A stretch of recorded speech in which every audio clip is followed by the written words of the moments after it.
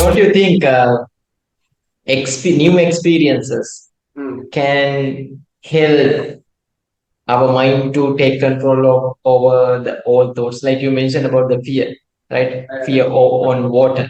Mhm. I saw some new experiences that you were taking right in front Yeah. of you know very very difficult Yeah. resources, water reservoirs, right? You were jumping from like 30 meters, I guess, Yeah, right? that's From also.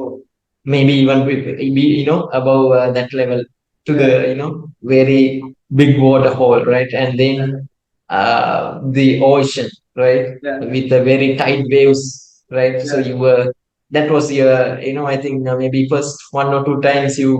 you could go into the ocean to a Yeah. certain distance. So Yeah. do you think these type of new experiences, which is totally opposite from what we were felt to believe, I don't know, do you think these experiences helping to break these thoughts?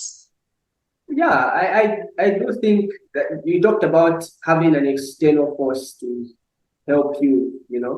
So I really I cannot say for myself, for example, uh, I cannot say where certain thoughts originated from or why they are there. I think I realized early that that's a very it's a path that I wouldn't want to go to, because rather than me understanding why these thoughts are there or why they are originating in me, I would rather just focus on seeing how I could actually improve my life and have the thoughts that I want to have more often and take more of the control. So originally, certain tendencies were there even as a child, and based on your question and based on what you shared earlier, I would experience it from my parents as well. My father is somebody who push a lot and make you do things that you don't want to do, you don't feel like doing it, but the push will be there. Say, okay, let's just do it.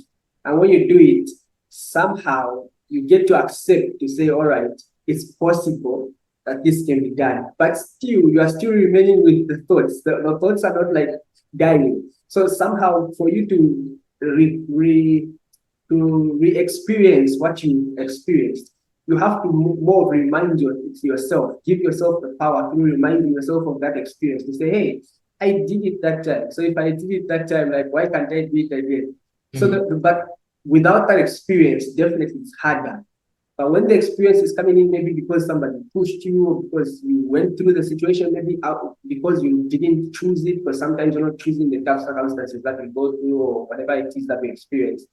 So you find sometimes maybe you can go through this experience. Without that experience, I feel it's tougher. Yes, I do feel it's tougher. But when you have the experience, not that it becomes, I can't say at which point it becomes easier, because I feel we're different. So maybe for someone, it will take maybe 20 experiences for it to become easy.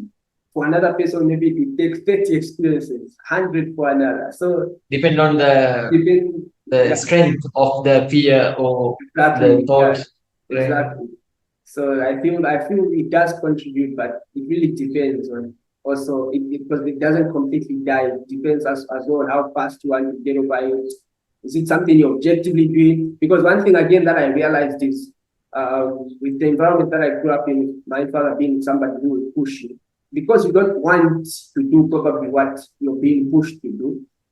Because the objective is not there in the mind, still that barrier remains very strong. It's like you empower the thoughts that are holding you back by simply the fact that that is not something that is your objective.